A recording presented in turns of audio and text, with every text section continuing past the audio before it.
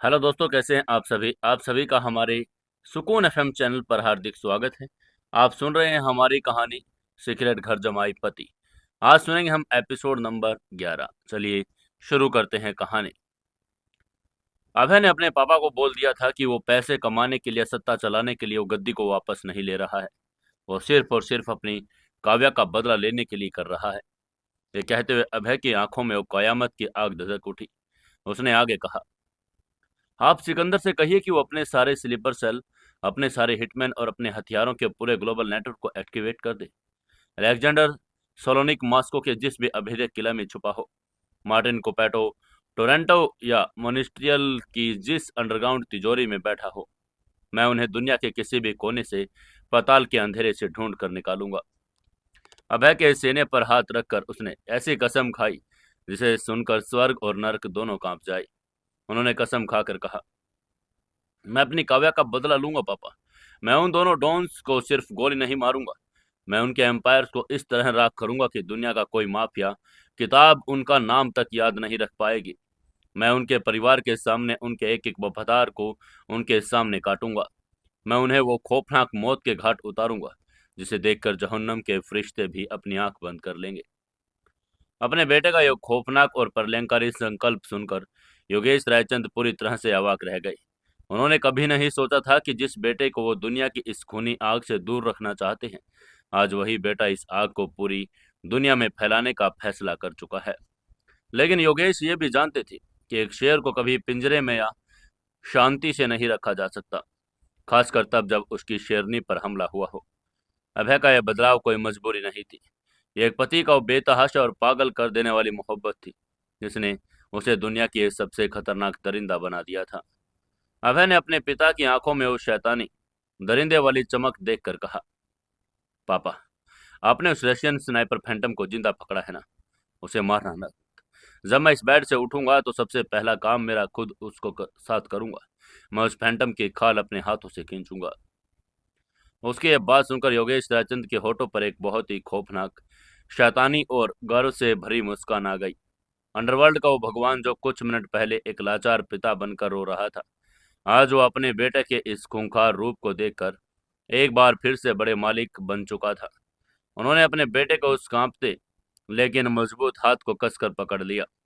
योगेश रायचंद ने एक रूह कंपा देने वाली आवाज में कहा, तुम जैसा चाहो छोटे मालिक। आज से रायचंद एम्पायर की हर गोली, हर बंदूक, हर गुर्गा तुम्हारे उस बदले की आग का गुलाम है। तुम दुनिया के जिस कोने में उंगली रखोगे, मैं उस कोने को लाशों से भर दूंगा। सोलोनिक और कुपैटो ने एक सोते हुए तूफान को जगा दिया है। अब हम दोनों बाप बेटे मिलकर इस दुनिया की ज्योग्राफी बदलेंगे। ओटी नंबर 1 में उस खामोश और सर्द कमरे में अब एक नए और खौफनाक युग की शुरुआत हो चुकी थी। वो अभय रायचंद जो मल्होत्रा मेंशन में 3 साल तक एक डरपोक, दब्बू और खामोश घर जमाई बनकर रहता था, जो गालियां सुनकर भी अपना सिर नीचे किए रहता था, वो अभय रायचंद अब हमेशा हमेशा के लिए मर चुका था। उन स्नाइपर गोलियों ने उस सीधे साधे पति को मारकर दुनिया के सबसे खतरनाक, सबसे बेदर्द और सबसे पागल माफिया डॉन को जन्म दे दिया था। तभी योगेश रायचंद धीरे से बेड से खड़े हुए। उनकी आंखों में अब एक ऐसी रणनीति और ऐसा खौफ था जो आने वाले विनाश की गवाही दे रहा था। योगेश रायचंद ने उससे कहा, तुम आराम करो मेरे बेटे। तुम्हें अपने शरीर को वापस उसी फौलादी ताकत में लाना होगा। जब तक तुम ठीक नहीं हो जाते, तुम्हारी काव्या की सुरक्षा और इस हॉस्पिटल की पहरेदारी मेरा जिम्मा है। और जब तुम अपने पैरों पर खड़े होगे, तो हम दोनों रूस कनाडा के लिए मौत का तांडव खेलेंगे, जिसे सदियों तक याद रखा जाएगा। तभी आगे से अभय ने अपनी आंखों में उस प्यार और बदले की आग को एक साथ समेट कर कहा, मुझे मुझे बस एक बार काव्या को देखना है पापा। आगे से योगेश रायचंद ने प्यार से कहा, जैसे ही डॉक्टर्स इजाजत देंगे, तुम अपनी काव्या से मिलोगे। वो अब पूरी तरह से सुरक्षित है। ये कहते हुए योगेश रायचंद मुड़े और अपनी भारी कद्दावर और रौबदार आवाज की तरफ ओटी की तरफ बढ़ गई। उन्होंने ओटी का दरवाजा खोला। बाहर कॉरिडोर में सिकंदर, रंगा पाशा और वो बड़े सारे खूंखार कमांडोज खड़े थे। योगेश रायचंद बाहर आए। उन्होंने दरवाजा पीछे से बंद कर दिया। तभी सिकंदर ने दौड़कर उनके पास आकर पूछा, मालिक, छोटे मालिक ने क्या कहा? क्या वो मान गए? क्या हम सब सब कुछ छोड़कर जा रहे हैं? आगे से योगेश रायचंद ने अपने सोने की मुठ वाली छड़ी को जमीन पर टिकाया। उनके चेहरे पर एक ऐसी खूंखार, शैतानी और दरिंदे जैसी मुस्कान थी जिसे देखकर सिकंदर के रोंगटे खड़े हो गए। उन्होंने दहाड़ कर कहा, नहीं सिकंदर, हम कहीं नहीं जा रहे, हम कुछ नहीं छोड़ रहे हैं। ये कहते हुए योगेश रायचंद की वो दहाड़ पूरे हॉस्पिटल में गूंज गई। वहीं उनकी यह बात सुनकर सिकंदर की आंखें हैरानी से फैल गई। उसने थोड़ा कंफ्यूज होकर कहा, तो फिर? तभी आगे से योगेश रायचंद ने ऐलान करके कहा, रायचंद एम्पायर का वारिस, तुम्हारा छोटा मालिक अपने तख्त पर वापस आ चुका है सिकंदर। उनकी ये बात सुनकर वहां खड़े हर कमांडो के सीने में एक खौफनाक जोश भर गया। तब योगेश ने सिकंदर की आंखों में घूर कर कहा, लेकिन इस बार वो शांति का पैगाम लेकर नहीं आया। उसने अपने लिए एक नया मकसद चुन लिया है। उसने अपनी पत्नी के खून का बदला लेने की कसम खाई है। योगेश रायचंद ने अपनी छड़ी को हवा में उठाकर अपनी पूरी ग्लोबल आर्मी को खौफनाक और प्रलयंकारी हुक्म देकर कहा, सिकंदर, पाशा रंगा, अपने हथियारों के सारे गोदाम खोल दो। दुनिया भर के हमारे सारे स्लीपर सेल्स को एक्टिवेट कर दो। मॉस्को और टोरंटो में मौजूद हर एक मुखबिर को काम पर लगा दो। हमें सोलोनिक और कुपैटो की हर सांस की खबर चाहिए। छोटे मालिक जब तक हॉस्पिटल से बाहर निकलेंगे तो वो सीधा युद्ध और मैदान में उतरेंगे। इस बार जंग अंडरवर्ल्ड के इतिहास की सबसे आखिरी और सबसे खूनी जंग होगी। योगेश की आवाज में मौत की गूंज थी। आगे से सिकंदर, पाशा, रंगा ने एक साथ अपने खूंखार जोश के साथ दहाड़ कर जवाब दे देकर कहा, जी बड़े मालिक। इसी के साथ हॉस्पिटल का वो सफेद और शांत कॉरिडोर अब एक मिलिट्री कमांडर सेंटर में तब्दील हो चुका था।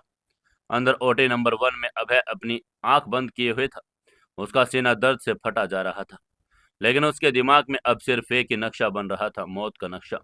उसे अपनी काव्या का वो खून से लथपथ चेहरा याद था। अब वो इसी याद को अपना सबसे बड़ा हथियार बनाने वाला था। उधर ओटी नंबर 2 में काव्या धीरे धीरे जिंदगी की तरफ वापस लौट रही थी। वो इस बात से पूरी तरह बेखबर थी कि जिस पति को उसने एक आम और खामोश इंसान समझा था, वो अब उसके प्यार की खातिर पूरी दुनिया को आग लगाने के लिए निकल चुका है।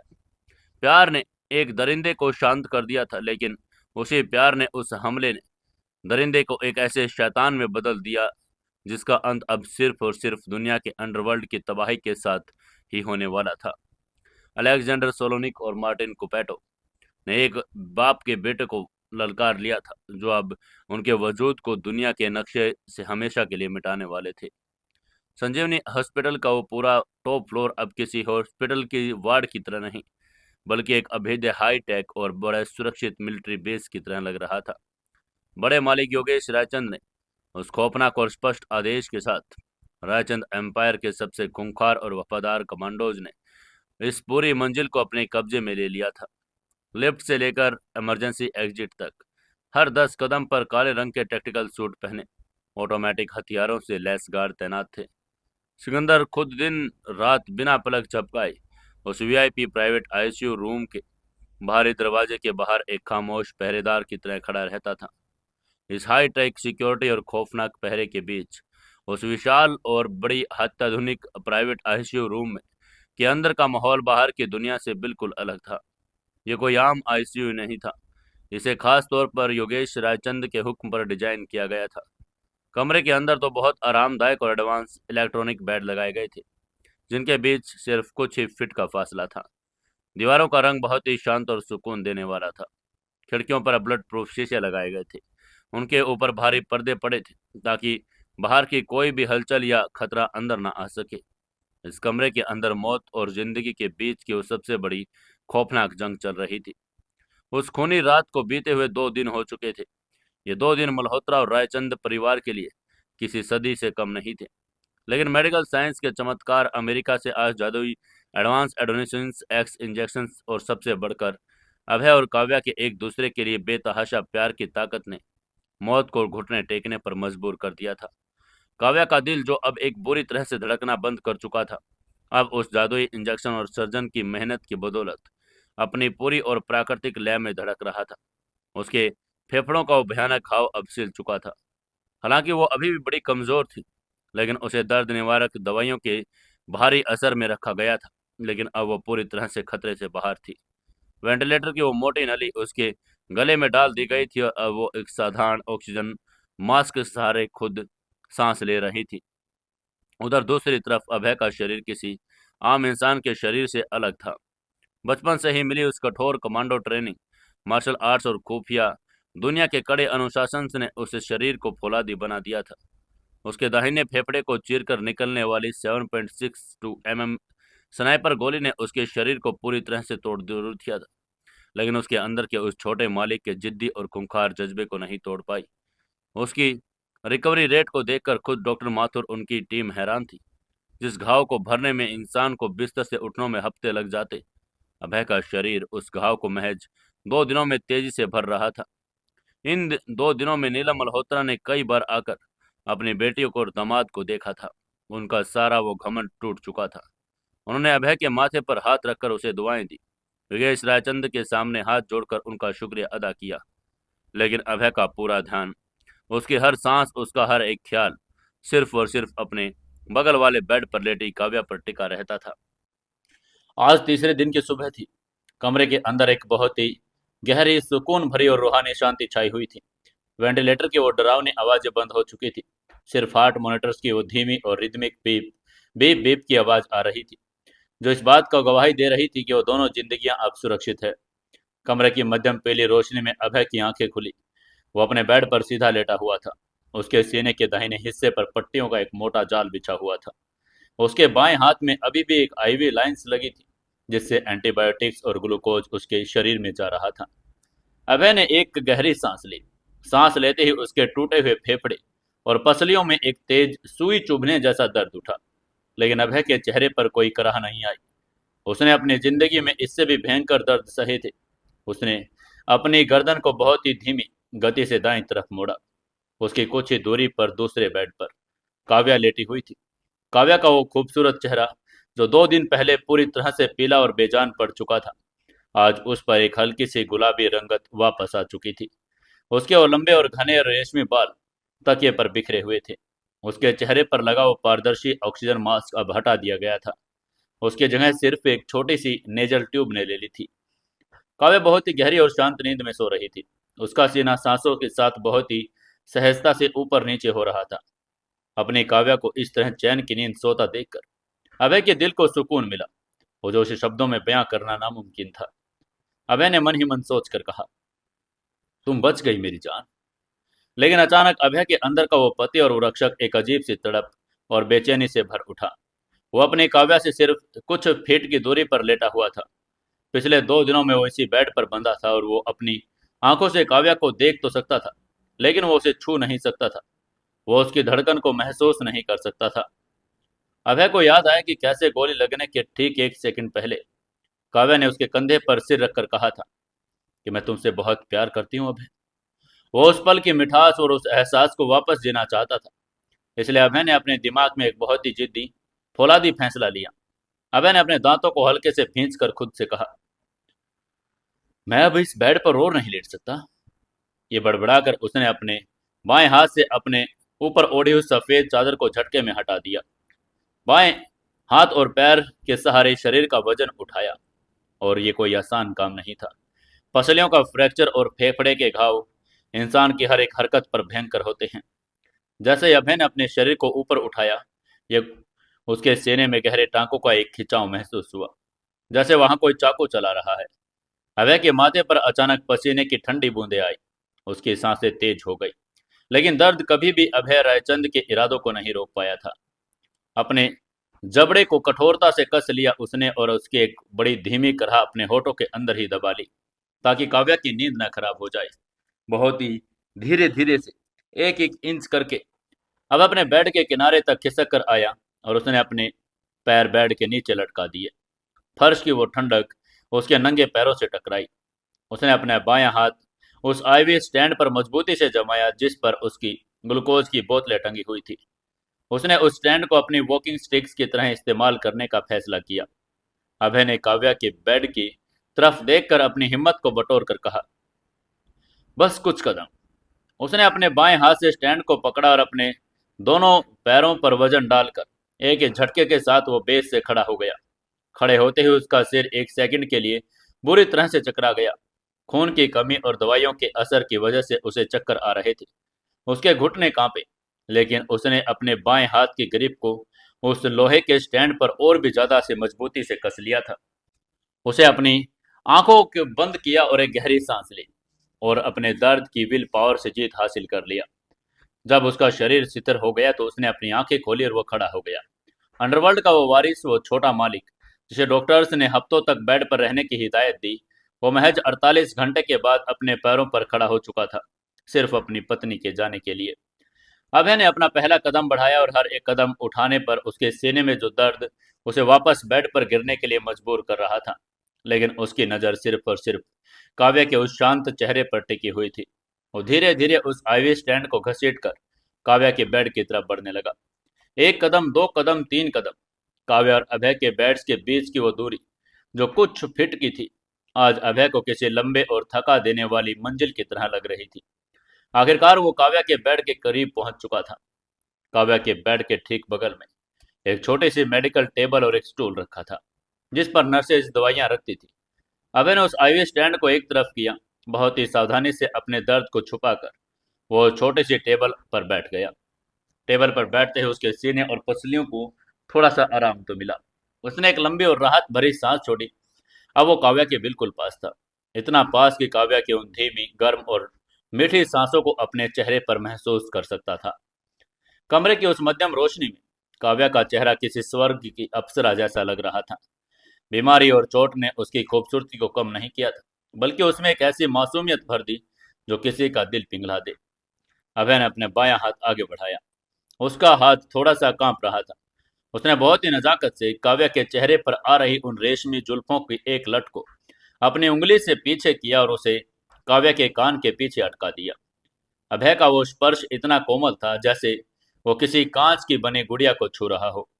उसने अपना हाथ नीचे किया और काव्या के उस गोरे नाजुक हाथ को, जिसमें एक छोटी सी आईवी लाइन लगी थी, उसे अपनी चौड़ी और खुरदरी हथेली में बहुत ही प्यार से थाम लिया। काव्या की उंगलियां ठंडी थी, लेकिन अभय के हाथ की उस गर्माहट ने जैसे उन उंगलियों में एक नई जान फूंक दी। अभय अपनी उन जगह पर बिल्कुल शांत बैठा था। उसकी नजरें काव्या के चेहरे पर गड़ गई थी। उसका दिल इस वक्त ऐसे असीम और सुकून से भर गया था। उसे याद आ रहा था कि कैसे इस लड़के ने अपनी पूरी जिंदगी के उस गुरूर को, उस सीओ वाले अहंकार को तोड़कर अभय को अपना पति मान लिया था। कैसे उसने अभय की एक मुस्कान के लिए वो वाइन रेड ड्रेस पहनी थी। अभय ने अपने होठों को काव्या के उस पेट पर बहुत ही हल्के से लगाकर मन ही मन कहा, मैं तुम्हारे इस प्यार का कर्ज कभी नहीं चुका पाऊंगा काव्या। तुमने मुझे इस खूनी दुनिया के अंधेरे से निकालकर जिंदगी का असली मतलब समझाया। मेरी सांसें अब सिर्फ तुम्हारे लिए चलेंगी।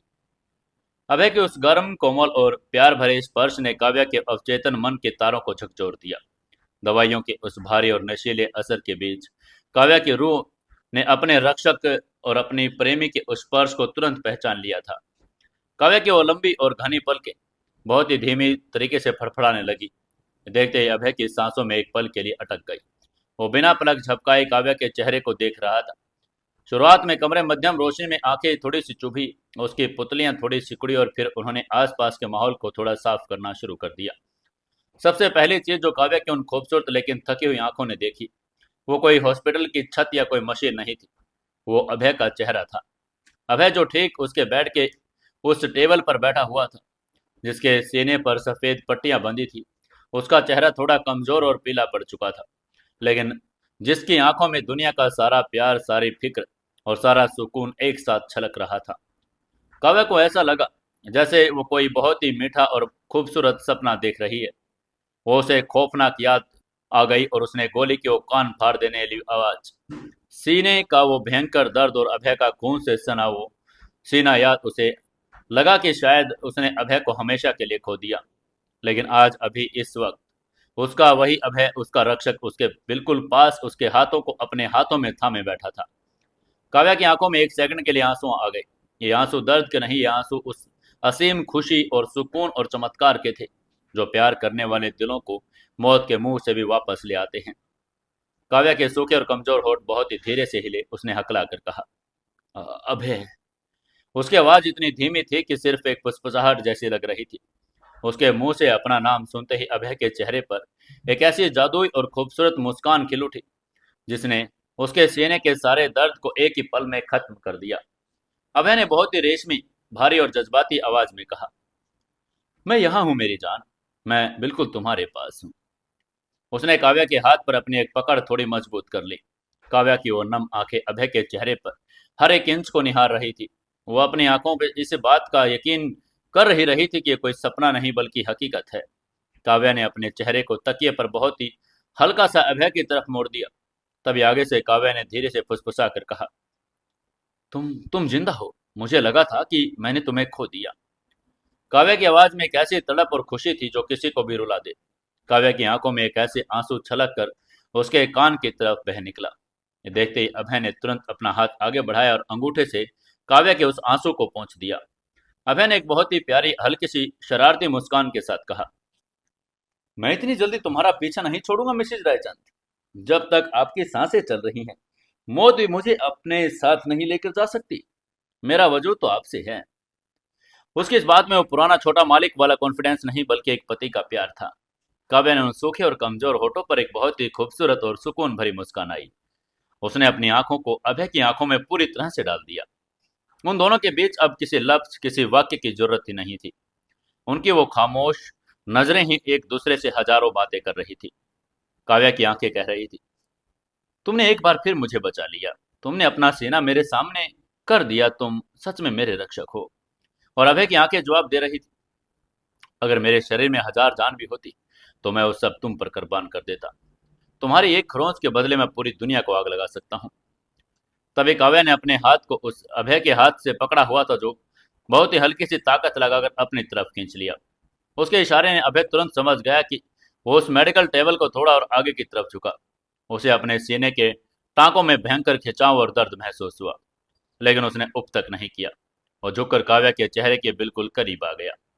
आगे से काव्या ने अपनी कांपती हुई उंगलियों को अभय के गाल पर रखा।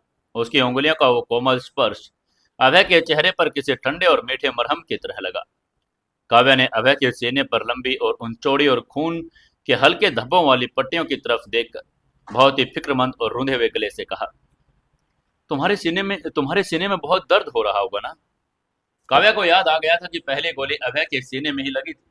और उसकी ये बात सुनकर आगे से अभय ने बहुत सच्चाई और प्यार से कहा, मेरा सारा दर्द उस पल खत्म हो गया काव्या, जब डॉक्टर ने मुझे बताया कि तुमने अपनी आंखें खोल ली।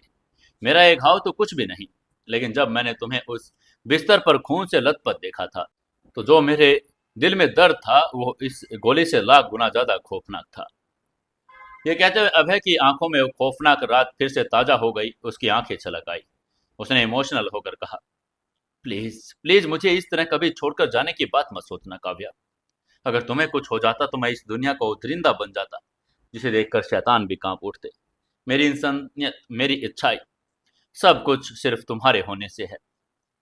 ये कहते हुए अभय की आवाज अब एक लाचार और डरे हुए इंसान की तरह कांप रही थी।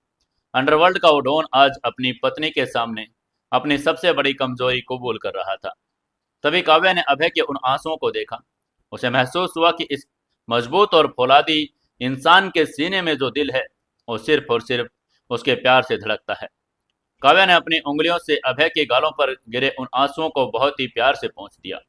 इसके बाद काव्या ने अपनी वो नशीली और प्यार से भरी आंखें अभय की आंखों में डालकर कहा, मैं तुम्हें छोड़कर कहीं नहीं जा सकती अभय। मेरा ये दिल जो आज धड़क रहा है ये सिर्फ सिर्फ तुम्हारा है। तुमने इसे मौत के मुंह से वापस खींच लिया। ये कहते हुए काव्या ने अभय के हाथ को कसकर पकड़ लिया। उसका हाथ पकड़कर काव्या ने गहरी और सुकून भरी सांस लेकर आगे कहा, अब हमें कोई अलग नहीं कर सकता। ना वो मेरी माँ की गालियां, ना वो मेरी पुरानी गलत फहमियां, और ना ही वो तुम्हारे पापा की अंडरवर्ल्ड की दुनिया का कोई दुश्मन। काव्या ने दुश्मन शब्द का इस्तेमाल किया। उसे याद आया कि उस रात गोलियां जो चली थी, लेकिन उसे यह नहीं पता कि वो गोलियां किसने चलाई। ना ही उसे यह पता कि अभय के पापा ने उसे बचाने के लिए क्या प्रलय मचाई थी। वहीं उसकी ये बात सुनकर अभय के चेहरे पर एक पल के लिए वो छोटे मालिक वाली खौफनाक और सर्द छाया आई, लेकिन उसने वो बहुत ही चालाकी से उसे छुपा लिया। इस वक्त इस खूबसूरत और रूमानी पल में काव्या को उन सोलोनिक और कोपेटो और रशियन स्नाइपर की खूनी कहानियों से डराना नहीं चाहता था। वो जानता था कि अगर काव्या को यह बताया गया कि वो पूरी दुनिया के माफिया को खत्म करने की जंग शुरू करने वाला है तो काव्या की वो मुस्कान फिर से खौफ में बदल जाएगी। और अभय किसी भी कीमत पर अपनी पत्नी को अब ये तनाव नहीं देना चाहता था। इसलिए अभय ने अपने होठों पर एक बहुत ही मीठी, दिलासा देने वाली मुस्कान लाकर कहा, हाँ मेरी जान, अब हमें कोई अलग नहीं कर सकता। हमारे दुश्मन, हमारे वो सारे बुए साए, सब कुछ खत्म हो चुका है। अब हमारी दुनिया में सिर्फ हम दोनों हैं। अभय ने अब झूठ बहुत ही सफाई से बोला। उसने उस बदले की आग को, जो उसके अंदर एक ज्वालामुखी की तरह धधक रही थी, काव्या की नजरों से पूरी तरह से छुपा लिया। अपनी बात पूरी करके अभय आगे झुका और उसने बहुत ही नजाकत से अपने होठों को काव्या के उस गोरे और ठंडे माथे पर रख दिया। यह कोई नॉर्मल किस नहीं था। यह एक ऐसा स्पर्श था जिसमें इबादत थी, इज्जत थी और जिंदगी भर साथ निभाने का एक अटूट वादा भी था। आगे से काव्या ने अपनी आंखें बंद कर ली, उस किस की गर्माहट को अपनी रूह में उतरने दिया। उसे लगा जैसे दुनिया का सारा सुकून, सारी शांति इसी पल, एक पल में सिमट गई। वहीं कुछ पल बाद अभय ने अपने होठ उठाए और काव्या की आंखों में देखा। अभय ने मुस्कुराकर हयात रेस्टोरेंट, वहीं कुछ पल बाद अभय के वो सामने सारी बातें आ गई। वहीं उस रात याद करके उसने सोचा, तुम सच में मेरी जिंदगी की सबसे खूबसूरत पहेली हो काव्या। तुमने वो सीक्रेट लेटर भेजकर मेरा जो दिमाग खराब किया था ना, मैं कसम से वहां हथियारों की पूरी बारात लेकर पहुंचने वाला था। उसके बाद सुनकर काव्या के उन कमजोर और पीले पड़े चेहरे पर अचानक बहुत प्यारी, चंचल और खिलखिलाती हंसी आ गई। तभी हंसते हुए काव्या के सीने में हल्का सा दर्द हुआ, लेकिन वह हंसी इतनी सच्ची थी कि इस दर्द को पूरी तरह से इग्नोर कर दिया। तभी काव्या ने अपनी पुरानी मीठी सी झल्लाहट के साथ कहा, तुम सच में दुनिया के सबसे बड़े बुद्धू हो मिस्टर जेम्स बॉन्ड। कौन अपनी पत्नी की डेट पर बंदूक लेकर जाने की सोचता है।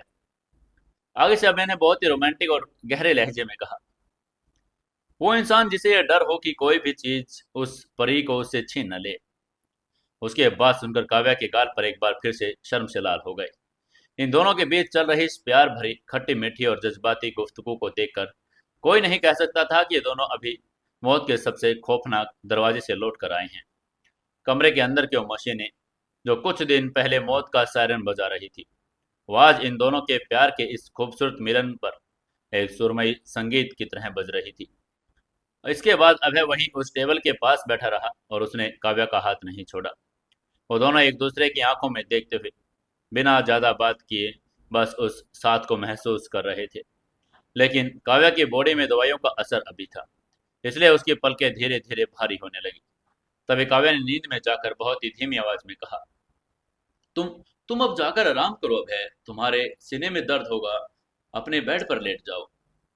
लेकिन अभय ने काव्या के हाथ को सहलाकर कहा, मेरा आराम तो यही है काव्या, तुम सो जाओ, मैं यही हूं तुम्हारे पास तुम्हें देखते हुए।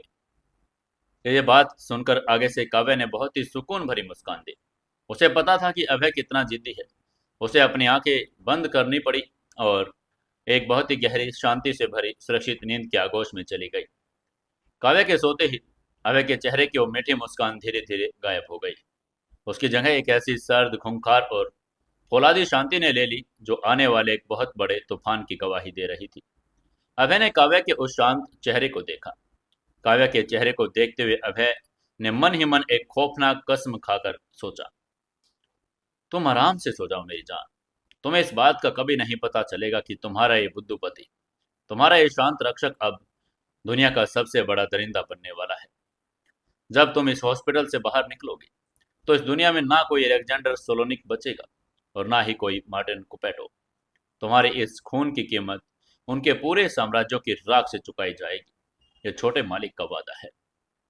ये कसम खाकर अभय वहीं उस मेडिकल टेबल पर बैठा रहा। उसका शरीर दर्द से टूट रहा था, लेकिन उसका दिमाग अब सोलोनिक और कुपैटो की मौत का वो ग्लोबल नक्शा तैयार कर रहा था, जिसे लागू करने के लिए बाहर बड़े मालिक और सिकंदर अपनी पूरी फौज के साथ तैयार बैठे थे। प्यार का यह कमरा अब सुरक्षित था, लेकिन इस कमरे के बाहर अंडरवर्ल्ड का वो कुरुक्षेत्र सज चुका था। एक ऐसी खूनी जंग शुरू होने वाली थी जो इतिहास के पन्नों को लाल कर देगी। अभय अभी उस छोटी सी मेडिकल टेबल पर बैठा था। उसकी नजरें, उसकी रूह और उसकी हर एक सांस सिर्फ और सिर्फ अपने सामने वाले बेड पर लेटी काव्या पर टिकी हुई थी। काव्या जिसे कुछ घंटे पहले ही उसने मौत के जबड़े से खींचकर वापस लाया था, अब दवाइयों के उस नशीले और सुकून भरे असर में एक बहुत ही गहरी, मीठी और सुरक्षित नींद ले रही थी। काव्या का चेहरा, जो कभी मल्होत्रा इंडस्ट्री की आयरन लेडी के रूप में सख्त और तनाव था, आज वो मासूम बच्चे की तरह लग रहा था। उसके होठों पर एक बहुत ही हल्की, न के बराबर सुकून भरी मुस्कान तैर रही थी। अभय ने बहुत ही प्यार से अपनी खुरदरी उंगलियों से काव्या के माथे पर फेरा। उसका स्पर्श इतना कोमल था जैसे वो किसी ओस की बूंद को छू रहा हो। तभी उसकी गहराइयों में उसने सोचा, तुम सो जाओ मेरी जान। तुमने मुझे वो प्यार दिया जो मैंने कभी खुद भी नहीं सोचा था। तुमने मुझे एक इंसान बना दिया, लेकिन अब तुम्हारे इस सुकून को हमेशा के लिए कायम रखने के लिए मुझे वापस वो दरिंदा तो बनना होगा। ये सोचते हुए अभय ने कंफर्म कर दिया कि काव्या पूरी तरह से नींद में जा चुकी है। उसकी सांसों की लय बिल्कुल सामान्य थी। अभय ने काव्या के उस नाजुक हाथ को, जिसे वह अब तक थाम के रखा था, बहुत ही आहिस्ता से, बिना कोई आहट के वापस उस सफेद सिल्क की चादर के नीचे रख दिया। उसने चादर को काव्या के कंधों तक ठीक किया। एक आखिरी बार अपनी पत्नी के उस खूबसूरत मासूम चेहरे को देखने के बाद अभय के चेहरे के भाव अचानक पूरी तरह से बदल गए। उसकी जगह एक बहुत ही खौफनाक सर्द प्रलयंकारी शांति ने ले ली, जो किसी बड़े तूफान के आने से पहले की थी। अभय धीरे धीरे अपनी जगह से खड़ा हुआ। खड़े होते ही उसके सीने के दाहिने हिस्से में, जहां वो गोली लगी थी, वहां एक भयंकर जानलेवा दर्द उठा। टांकों में ऐसा खिंचाव महसूस हुआ जैसे कोई अंदर चाकू चला रहा हो। खून की कमी और भारी सर्जरी के कारण उसका पूरा शरीर कांप रहा था। कोई भी आम इंसान इस हालात में बेड से उठना तो दूर, करवट लेने की भी हिम्मत नहीं कर सकता था। लेकिन अभय कोई आम इंसान नहीं था। वो छोटा मालिक था। उसकी रगों में दौड़ने वाला वो माफिया का खून, और काव्या के उसके लिए सुलगती हुई बदले की वो आग, आज मेडिकल साइंस के हर नियम को चुनौती दे रही थी। अभय ने अपने दांतों को इतनी जोर से भींचा कि उसकी जबड़े की नस तन गई। उसने नजरअंदाज करके गहरी सांस ली और बाएं हाथ से उस आईवी स्टैंड को मजबूती से पकड़ा, जिस पर उसकी एंटीबायोटिक्स और ग्लूकोज की बोतलें टंगी थी। उसने स्टैंड को अपनी लाठी की तरह इस्तेमाल किया और शरीर के वजन से डालकर बहुत ही खामोश और सदे हुए कदमों से आईसीयू के उस भारी दरवाजे की तरफ बढ़ने लगा। उसका हर एक कदम मौत और जिंदगी की सरहदों को पार कर रहा था। वो मुड़कर पीछे नहीं देखना चाहता था, क्योंकि वो जानता था कि उसने काव्या को एक बार और देखा तो शायद वो इस कमरे से बाहर जा ही नहीं पाएगा। अभय दरवाजे के पास पहुंचा। उसने अपने दाहिने हाथ से, जो गोली लगने वाली जगह के पास था, इसलिए उसे भयानक दर्द होने लगा था, उसने दरवाजे के हैंडल को बहुत ही आहिस्ता से नीचे की तरफ दबाया। दरवाजा बिना किसी चरमराहट के खुल गया। अभय ने उस आईवी स्टैंड को घसीट कर कमरे से बाहर उस सफेद और हाई सिक्योरिटी वाले कॉरिडोर में कदम रख दिया। जैसे ही अभय ने कॉरिडोर में कदम रखा, उसके सामने जो एक सीनियर नर्स थी, वो उसी कमरे की तरफ आ रही थी। नर्स के हाथ में एक स्टील की मेडिकल ट्रे थी, कुछ इंजेक्शन, पेन किलर और जो रूटीन चेकअप का सामान था। नर्स ने देखा कि पेशेंट कुछ देर पहले जो कोमा और मौत के मुहाने पर वापस लौटा था, उसके सीने की पसलियां जो टूट गई थी, वो अपने पैरों पर चलकर आगे स्टैंड घसीट कर कमरे से बाहर आ रहा था। उसकी आंखें फटी रह गई। नर्स के मुंह से अचानक एक घबराहट भरी और तेज आवाज निकली, सर। वो दौड़ते हुए अभय के पास आई और उसने अभय को पकड़ने के लिए हाथ बढ़ाए। तभी नर्स ने फिक्रमंद और डांटने वाले लहजे में कहा, सर आप ये क्या कर रहे हैं? आप जा कहाँ रहे हैं? आप अभी इस हालात में चल फिरने के लिए मुश्किल खड़ी कर लेंगे अपने आप के लिए। आपके सीने के टाके खुल जाएंगे। प्लीज सर, आप वापस अपने बेड पर जाकर लेट जाइए। मैं आपको मेडिसिन लेकर आई हूँ और आपकी दवाई का टाइम हो गया है। उसकी आवाज में एक ऐसा लहजा था जो अक्सर हॉस्पिटल के स्टाफ का मरीजों के साथ होता है। नर्स अपनी ड्यूटी कर रही थी। वो इस बात से अनजान थी कि वो जिस इंसान को बेड पर लेटने का हुक्म दे रही है, वो इंसान इस वक्त एक मरीज नहीं बल्कि एक भूखा और घायल शेर बन चुका है। वहीं उसको देखते ही अभय के कदम वहीं रुक गए। उसने अपनी गर्दन बहुत ही धीमी गति से घुमाई, उस नर्स की तरफ देखा।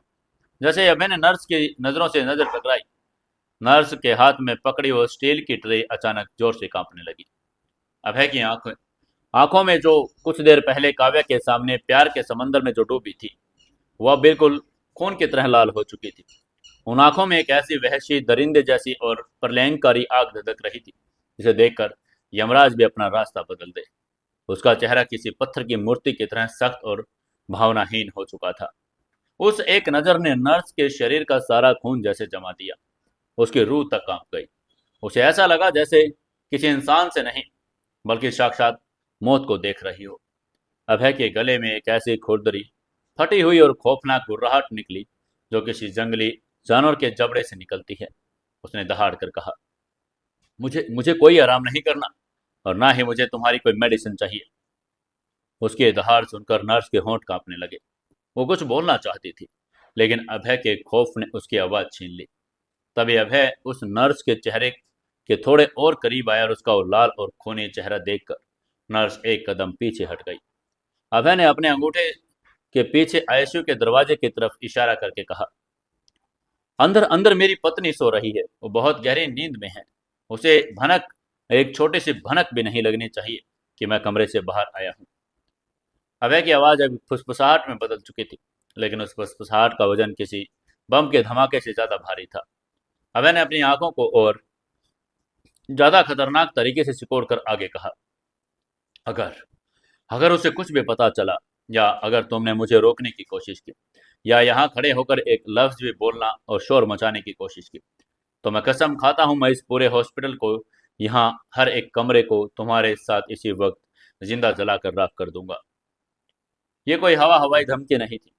अभय की आंखों में पागलपन साफ बता रहा था, अगर उसकी काव्या की नींद टूटी, उसे जरा भी चिंता हुई, तो वह सच में पूरी बिल्डिंग को शमशान में बदल देगा।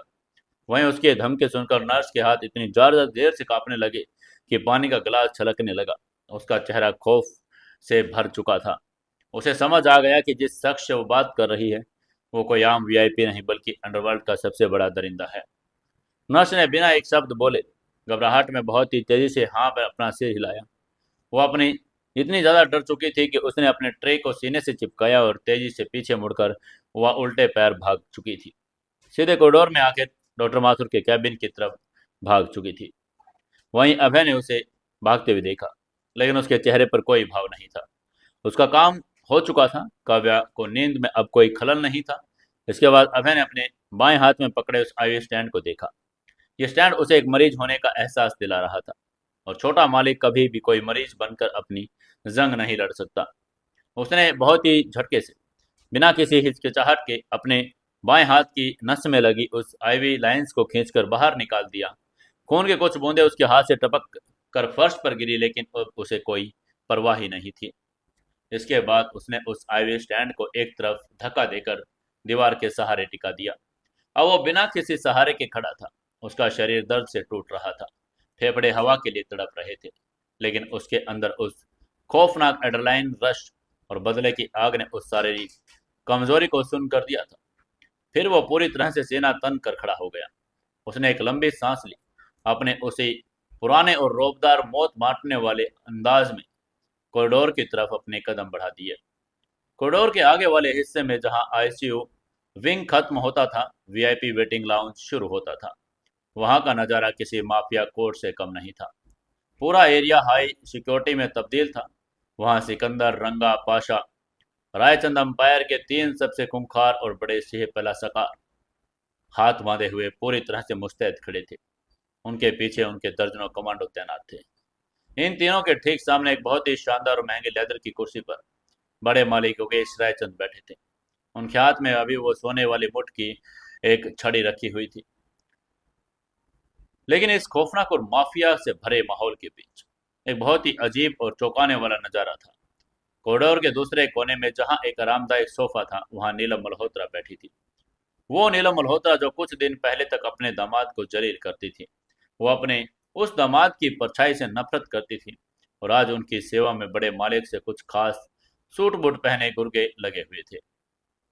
कोई उनके लिए ताजा कॉफी ला रहा था, कोई उन्हें खाने के ट्रे पेश कर रहा था, तो कोई उनके आसपास अदब से खड़ा था, कहीं उन्हें कोई तकलीफ ना हो। ये सब बड़े मालिक का खुद का ऑर्डर था। बड़े मालिक ने अपनी समधन को वो सम्मान और रुतबा दिया जो शायद किसी देश के राष्ट्रपति को भी ना मिल सके। उन्होंने नीलम जी से वादा किया था कि काव्या को बचाएंगे, और नीलम जी ने वादा किया कि अगर अभय और योगेश के रिश्ते को जोड़ेगी। आज उस वादे की वजह से नीलम मल्होत्रा उस रायचंद एम्पायर के एक बहुत सम्मानीय इंसान बन चुकी थी। योगेश रायचंद खुद इस बात का पूरा और खास ध्यान रख रहे थे कि नीलम जी को इस हॉस्पिटल में कोई भी दिक्कत ना हो जाए। यह पूरा दरबार अपनी शांति में डूबा हुआ था। तभी कॉरिडोर के उस अंधेरे और शांत हिस्से से किसी के नंगे पैरों की भारी और सदी हुई आहट आनी शुरू हो गई। थप थप थप। यह आहट किसी मरीज के कदमों की नहीं, यह आहट एक ऐसे दरिंदे की थी जो अपने पिंजरे को तोड़कर बाहर आ चुका था। सिकंदर, पाशा, रंगा, यहाँ तक कि बड़े मालिक ने भी झटके में अपनी गर्दन उस आहट की तरफ घुमा दी। नीलम मल्होत्रा भी अपनी कुर्सी से थोड़ा आगे की तरफ झुक गई। तभी सभी की आंखें फटी की फटी रह गई। वहां कॉरिडोर के उस धुंधले उजाले से अभय रायचंद बाहर निकल कर आ रहा था। उसने हॉस्पिटल का वो पेशेंट्स गाउन पहना था जिसका ऊपरी हिस्सा खुला था और उसके सीने की वो सफेद पट्टियां साफ नजर आ रही थी। उसके चेहरे पर कयामत के देवता जैसा रुतबा था। अभय को इस हालात में बिना किसी सहारे के अपने पैरों पर चलकर बाहर आता देखकर वहां मौजूद हर शख्स की सांसें अटक गई। कोई यकीन ही नहीं कर पा रहा था कि जिस इंसान के सीने की पसलियां टूटी है और फेफड़ा फट गया, जिसे कुछ घंटे पहले ही कोमा से बाहर लाया गया, वो इस तरह चलकर बाहर कैसे आ सकता है। तभी सिकंदर के मुंह से एक बहुत ही घबराई, खौफजदा आवाज निकली। उसने घबरा कर कहा, छोटे मालिक। वंडरवर्ल्ड का दरिंदा जो मौत से नहीं डरता था, आज उसने अपने छोटे मालिक को इस हालत में देखकर पूरी तरह से डर गया। सिकंदर दौड़कर आगे बढ़ा। उसने अपने दोनों हाथ आगे किए ताकि वह अभय को सहारा दे सके। सिकंदर ने बहुत ही फिक्रमंद और कांपती हुई आवाज में आगे कहा, छोटे मालिक, आप यहाँ क्या कर रहे हैं? आपको तो अभी बेड पर आराम करना चाहिए। डॉक्टर माथुर ने सख्त हिदायत दी कि आपको कम से कम 1 महीने तक फुल बेड रेस्ट करना है। आपके टांगे खुल जाएंगे मालिक, प्लीज मैं आपको सहारा देता हूँ, आप चलिए, वापस अंदर चलिए। सिकंदर अपनी जगह पर बिल्कुल सही था। वो अभय की जान की फिक्र कर रहा था, लेकिन अभय ने सिकंदर के उन बड़े हुए हाथों को देखा। फिर वो अपने पुरानी आंखें सिकंदर की आंखों में डाल दी। अभय ने सिकंदर के हाथों को झटक से दूर नहीं किया, बल्कि उसने सिर्फ अपने एक हाथ के इशारे से सिकंदर को वहीं रुकने का हुक्म दे दिया। अब एक या कि सिकंदर को चीर रही थी। अभय ने अपनी आवाज को सख्त करके कहा, नहीं सिकंदर। अभय की आवाज में अब कोई कमजोरी नहीं थी। उसकी आवाज इतनी भारी थी, इतनी सर्द थी, इतनी गूंजती हुई थी कि पूरे कॉरिडोर का माहौल अचानक कई डिग्री ठंडा हो गया। अभय ने एक एक लफ्ज को चबाकर कहा, आराम करने का वक्त अब हमेशा के लिए खत्म हो चुका है। अब एक्शन लेने का टाइम आ गया। ये एक वाक्य नहीं था, ये पूरी दुनिया के अंडरवर्ल्ड के लिए एक मौत का ऐलान था। इस एक वाक्य ने साबित कर दिया कि घर जमाई वाला अभय रायचंद अब हमेशा के लिए मर चुका है और छोटा मालिक पूरी तरह से अपनी सत्ता वापस ले चुका है। वहीं अपने बेटे को इस हालात में देखकर बड़े मालिक भी अपनी कुर्सी से खड़े हो गए। उनका दिल एक पिता के रूप में तड़प रहा था, लेकिन एक डॉन के रूप में वो अपने बेटे की इस फौलादी ताकत को देखकर अंदर ही अंदर गर्व से भर रहे थे। योगेश रायचंद अपनी छड़ी के सहारे चलकर अभय के बिल्कुल पास आ गया।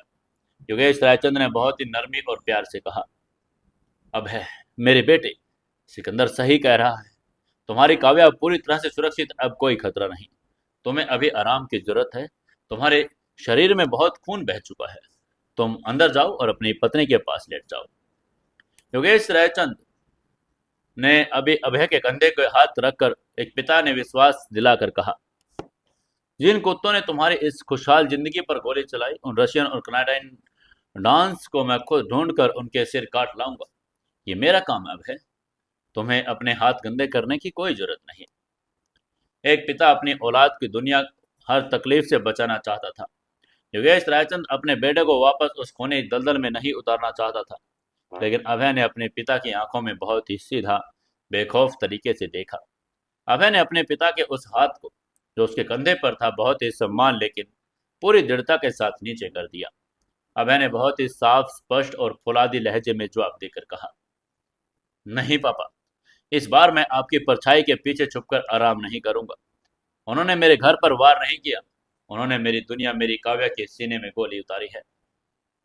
अभय ने अपनी आंखों को सिकोड़कर एक ऐसा वाक्य कहा जिसे योगेश रायचंद को भी अंदर तक हिला दिया। उसने दृढ़ता से कहा, आप यहाँ इस हॉस्पिटल को और मेरी काव्या को संभालिए पापा, क्योंकि अब मैं शिकार करने जा रहा हूँ। उसने एक एक शब्द शिकार ने वहां खड़े पाशा रंगा सारे कमांडोज के शरीर में एक खौफनाक एड्रेनालाइन दौड़ा दिया। छोटे मालिक खुद रणभूमि में उतरने वाले थे। योगेश रायचंद अपने बेटे की इस जिद, इस पागलपन को देखकर कुछ पल के लिए खामोश रह गया। वो जानते थे कि रायचंद के खून में बदले की आग लग जाए तो दुनिया का कोई भी पिता अपने बेटे को नहीं रोक सकता। योगेश रायचंद ने गहरी सांस ली। उनके चेहरे पर एक बहुत ही हल्की, खूंखार मुस्कान आ गई। योगेश रायचंद ने अपने बेटे को उसका पूरा रुतबा सौंप कर कहा, तुम जैसा चाहो छोटे मालिक, ये एम्पायर अब तुम्हारे ऑर्डर्स का इंतजार कर रहा है। पिता से वो मूक सहमति मिलते ही अभय पूरी तरह से अपने उस खौफनाक और प्रलयंकारी बोस वाले अवतार में आ गया। उसने अपनी गर्दन झटके से मोड़ी और सिकंदर की आंखों में सीधा घूर कर देखा। अभय की आंखों में इस वक्त सिर्फ और सिर्फ खून, मौत की एक ऐसी हैवानियत छुपी थी जो उसने अपनी पूरी जिंदगी में कभी महसूस नहीं की थी। उसने अपनी सर्द आवाज में कहा, सिकंदर। अभय की आवाज अब एक ऐसे दरिंदे की गुर्राहट में बदल चुकी थी जो अपने शिकार को कच्चा चबा जाना चाहता था। आगे से सिकंदर ने तुरंत अपने हाथ बांधकर एक फौजी की तरह जवाब देकर कहा, जी, जी छोटे मालिक। तभी अभय ने उससे पूछा, तुम लोगों ने उस स्नाइपर को पकड़ा है ना? उसे याद था कि कल ओटी में उसके पिता ने कहा कि स्नाइपर फैंटम को जिंदा पकड़ लिया है। उसका यह सवाल सुनते ही आगे से सिकंदर ने बहुत ही जल्दी बात को पूरी करके कहा, जी मालिक, बड़े मालिक ने कल रात उसे दिल्ली के पुराने कबाड़ खाने से पकड़ा है। बड़े मालिक ने खुद उसकी हड्डियां तोड़ी। वो इस वक्त अरावली की पहाड़ियों के नीचे बने हमारे उस पुराने और खौफनाक टॉर्चर सेल की जंजीरों में बंधा है। उसकी ये बात सुनकर आगे से अभय ने उन शब्दों को दोहरा कर कहा, टॉर्चर सेल। ये दोहराकर उसके होठों पर एक शैतानी और रूह कपा देने वाली मुस्कान आ गई, जिसे देखकर सिकंदर और पाशा जैसे खूंखार हत्यारों की भी रूह कांप गई। अभय ने सिकंदर के बिल्कुल करीब आकर एक ऐसा खौफनाक और वहशी फरमान सुनाया जो अंडरवर्ल्ड के इतिहास में क्रूरता की सारी हदें पार करने वाला था। अभय ने अपने दांत पीस कर कहा, उस कुत्ते को, उस रशियन स्नाइपर को, उसे इतना टॉर्चर करो सिकंदर, उसे इतना बेतहाशा दर्द दो कि जब वो मेरे मरे तो जहन्नुम के जाने के बाद भी अभय रायचंद का नाम कभी ना भूल पाए। अभय की आंखों में वो मंजर घूम रहा था जब काव्या के सीने से खून का फवारा फूटा था। उस एक याद ने अभय को पूरी तरह से हैवान बना दिया था। ये सब याद करके अभय ने अपने हाथों से नोचने का इशारा करके आगे कहा, उसके शरीर का मांस एक एक चिथड़ा, एक एक टुकड़ा जिंदा रहते नोच नोच कर निकालो। उसकी नसों को खुला छोड़ दो और उसके उन खुले हुए घावों में नमक और लाल मिर्च का पेस्ट भर दो। उसे ऐसा दर्द दो कि उसकी चीखें उस टॉर्चर सेल की दीवारों को चीर दे। उसकी ये बात सुनकर वहां खड़े हर एक कमांडो की सांसें अटक गई। छोटे मालिक का यह रूप उन्होंने कभी सपने में नहीं सोचा था। लेकिन अभय यही नहीं रुका। उसका गुस्सा एक ज्वालामुखी की तरह फट रहा था। उसने आगे कहा, जब तक वो कुत्ता यह नहीं उगल देता कि उसका वो रशियन बॉस अलेक्जेंडर सोलोनिक और कनाडियन दृढ़ मार्टिन कुपेटो दुनिया के किस बिल में छुपकर बैठे हैं, तब तक उस स्नाइपर को मौत नहीं आनी चाहिए। ये कहते हुए सिकंदर के शर्ट का कॉलर अपने हाथ में पकड़कर अभय ने कहा, और ना तो वो मरना चाहिए, ना ही उसे पूरी तरह से जिंदा रहना होगा। उसे मौत और जिंदगी के बीच इस तरह लटका कर रखो कि वो तुम्हारे पैरों में गिरकर गिड़गिड़ा कर मौत की भांक मांगे। उसकी ऐसी हालत कर दो कि मौत भी उसे देखकर कांप जाए। अभय ने सिकंदर का कॉलर झटके से छोड़ दिया। उसकी छाती तेजी से ऊपर नीचे हो रही थी। उसका चेहरा पसीने से भीगा हुआ था, लेकिन उसकी आंखों की वो लाल आग बुझने का नाम ही नहीं ले रही थी।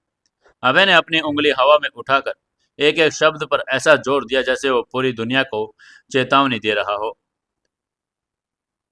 और उसने जोर से रोकर कहा, उसने मेरी काव्या का खून बहाया है। मेरी जान के जिस्म में गिरे हुए खून के एक एक कतरे की कीमत उस कुत्ते को और उसके उन आकाओं को अपना एक एक पल तड़प तड़प कर और मर मर कर चुकाना पड़ेगा। ये मेरा फैसला है। अभय का यह खौफनाक और प्रलयंकारी फरमान उस पूरे कॉरिडोर में गूंज गया। ये एक स्नाइपर को भी दी जाने वाली सजा नहीं थी। ये अभय रायचंद का इस दुनिया के हर एक उस इंसान को एक सीधा और खूनी अल्टीमेटम था जिसने उसकी पत्नी की तरह आंख उठाने की जरूरत की। नीलम मल्होत्रा जो सोफे पर बैठी ये सब देख रही थी और सुन रही थी, वो खौफ से कांपने लगी थी। उन्होंने अभय को हमेशा एक सीधे साधे लड़के के रूप में देखा था, और आज वो अपने दामाद को इस शैतानी और रक्षक वाले रूप में देखकर सुन्न हो गई थी। लेकिन एक माँ होने के नाते उनके दिल में एक कोने में एक बहुत ही गहरा सुकून भी था। जिस इंसान ने उनकी बेटे का खून बहाया, उनका दामाद उस इंसान का वो हश्र करने जा रहा है जो शायद किसी ने सोचा भी नहीं था। वहीं सिकंदर पाशा और रंगा ने एक साथ अपने उन पूरे खूंखार जोश और फौजी अंदाज में दहाड़ कर जवाब देकर कहा, जी छोटे मालिक। उनके अंदर का वो माफिया खून अब पूरी तरह से उबलने लगा था। छोटे मालिक का वो खौफनाक अवतार देखकर उन्हें यकीन हो गया कि अब रायचंद एम्पायर की दुनिया की कोई ताकत नहीं रोक सकती। सिकंदर ने तुरंत मुड़कर दहाड़ कर कहा, पाशा, 100 टीम तैयार करो। हम अभी इसी वक्त अरावली के उस टॉर्चर सेल में जा रहे हैं। उस रशियन कुत्ते की खाल आज मैं अपने हाथों से खींचूंगा और वो आज अपनी पैदाइश को कोसेगा। तभी पाशा ने अपनी राइफल को लोड करके कहा, गाड़ियां तैयार हैं सिकंदर भाई। अभय वहीं खड़ा रहा। उसका सीना अभी भी दर्द से फट रहा था, लेकिन उसके दिमाग में अब सोलोनिक और कोपेटो की मौत का पूरा नक्शा तैयार होने लगा था।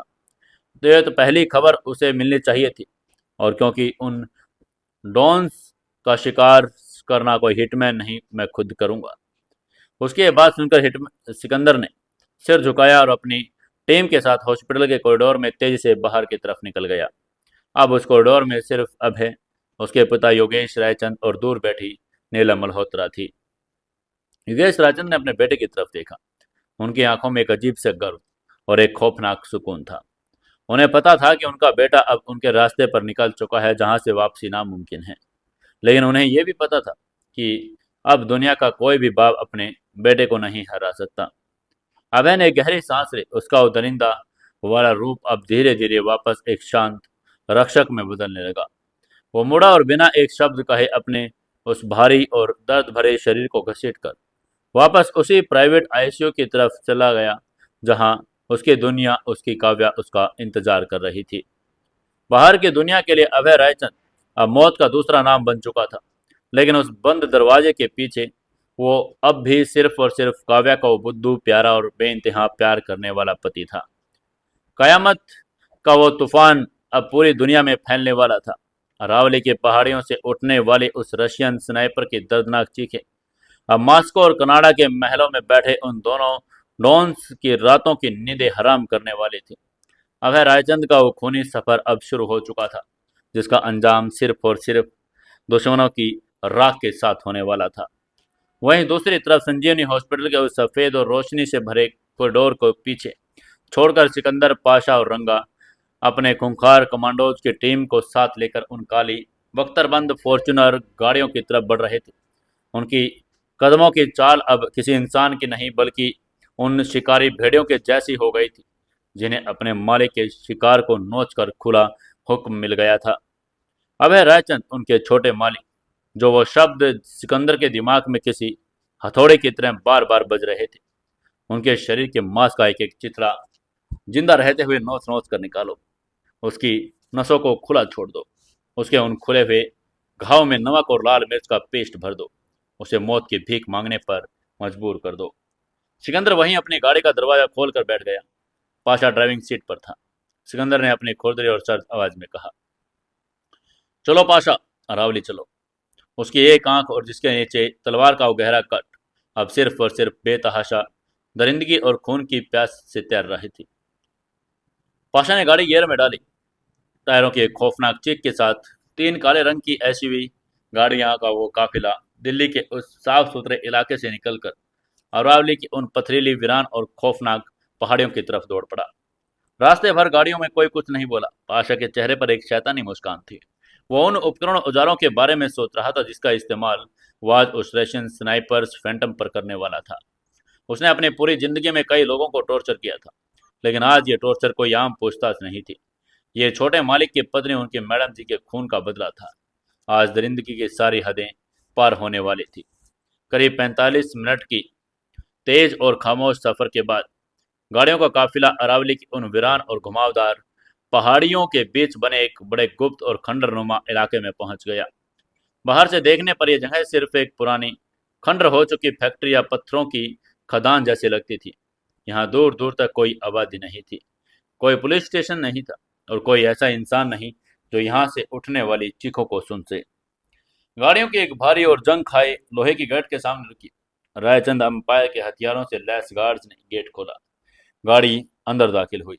एक बड़ी सी ढलान के नीचे होते हुए जमीन के नीचे बने एक सीक्रेट अंडरग्राउंड पार्किंग एरिया की तरफ जाकर रुक गई। सिकंदर और पाशा गाड़ियों से बाहर निकले। उनके साथ रंगा और चार खूंखार गुर्गे भी थे। उन्होंने बेसमेंट के आखिर में बने एक भारी कोड से लॉक होने वाले स्टील के दरवाजे को पार किया। दरवाजा खुलते ही सीनल और जमे हुए खून और जंग की एक बड़ी तेज और सड़ांध मारती गंध उनके नथुनों से टकरा गई। ये रायचंद एम्पायर का वो खौफनाक और टॉर्चर सेल था जिसे नर्क का दरवाजा कहा जाता था। जो इंसान एक बार इस दरवाजे पर अंदर आ गया, वो अपने पैरों पर यह सही सलामत वापस जा ही नहीं सकता था। सिकंदर और उसके आदमी सीढ़ियां उतरकर तहखाने में पहुंचे। अंदर मध्यम और पीली हेलोजन लाइट्स जल रही थी। दीवारों पर खून के पुराने काले पड़ चुके थे। अंदर का तहखाने में एक लोहे की भारी जंजीर छत से लटक रही थी। उन जंजीरों के बीच हवा में आधा लटका रशियन स्नाइपर फैंटम मौजूद था। उसका भारी और कसरती शरीर अब पसीने, धूल और खून से पूरी तरह से सन चुका था। बड़े मालिक ने कबाड़ खाने में ही उसका हुलिया बिगाड़ दिया था। फैंटम की नाक की हड्डी टूटी थी, जिससे खून बहकर दाढ़ी पर जम गया। उसके दाएं घुटने को योगेश की डेजर्ट ईगल की गोली से चकनाचूर कर दिया गया था। बाएं कंधे का मांस उड़ चुका था। खून ज्यादा बहने से वो आधा बेहोश भी था। उसके शरीर पर बने वो खौफनाक रशियन भ्रातृत्व टैटू अब खून और कालिख में छुप चुके थे। सिकंदर ने अपनी आस्तीनें ऊपर मोड़कर एक बहुत ही शांत लेकिन खौफनाक आवाज में कहा, रंगा ठंडा पानी लेकर आओ। मुझे एक कुत्ता अपने पूरे होशो हवास में चाहिए। ये दर्द को महसूस करने के लिए जिंदा होना चाहिए। रंगा तुरंत एक बाल्टी बर्फ की पानी के लिए आया और पूरी ताकत से फैंटम के मुंह और शरीर पर दे मारा। बर्फ के उस ठंडे पानी और अपने खुले घावों पर उस भयंकर जलन से फैंटम का शरीर जंजीरों में एक तेज झटके के साथ उछला। फैंटम के मुंह से एक खुरदरी और दर्दनाक कराह निकली। उसने अपनी भारी और नीली पड़ चुकी आंखें खोली। उसके सामने सिकंदर पाशा मौत की वो बड़ी फरिश्ते खड़े थे। फैंटम एक रशियन कमांडर था और उसने साइबेरिया की ठंड से लेकर सीरिया के रेगिस्तानों का टॉर्चर सहा था। उसे लगता था कि वो हर दर्द को बर्दाश्त कर सकता है।